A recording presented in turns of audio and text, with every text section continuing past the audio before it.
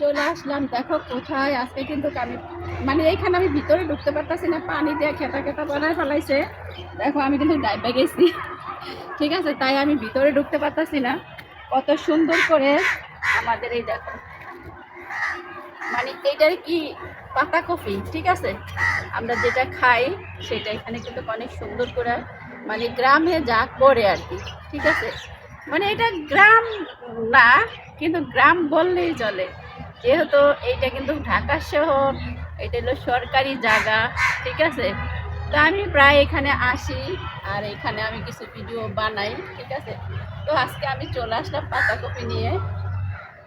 দেখা যায় অনেকেই পাতাকপির বাগান করে, ঠিক আছে, আবার অনেকেই দেখা যায় যে এই ফুলকপির করে। এখানে কিন্তু এভরিথিং সব কিছুই করে, কিন্তু এই পাতাকপিগুলো আজকে আমার দেখে কিন্তু অনেকই ভালো লাগতেছে, যেহেতু শীতকাল চলে গেছে, মানে শীতকাল প্রায় শেষ, শীতের সিজন শেষ।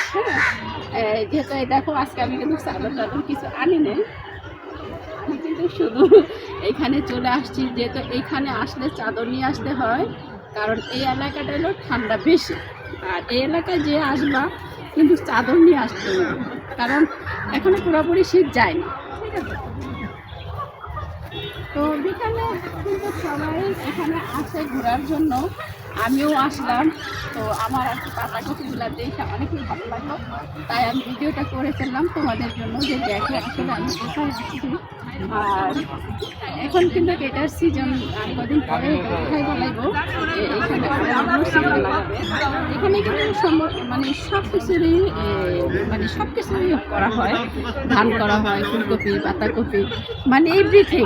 এখানে অনেক ধরনের গাছও আছে। তো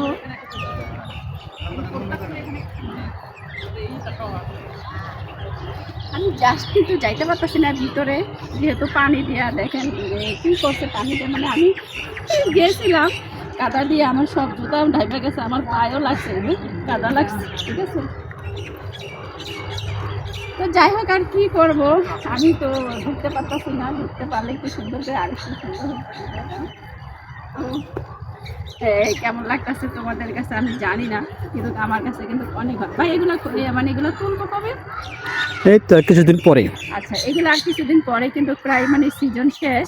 তো ভাই আবার এখানে চাকরি করে, তো ভাইরে জিজ্ঞেস করলাম যে এগুলা তুলবো কবে।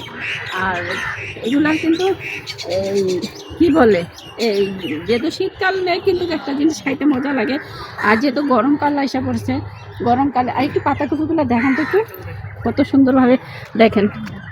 এখনো মনে হয় এগুলো ফুরাইয়া হবে না? আচ্ছা, দেখছেন কত বড় বড় পাতাকপি হয়ে গেল, আর ভালোও লাগতেছে, তাই আমি কিন্তু ভিডিওটা করে ফেললাম। আপনাদের কাছে কেমন লাগলো অবশ্যই আমাকে কমেন্টে জানাবেন, আর এরকম ভিডিও পেতে হলে আমার সাথেই থাকবেন। ওকে।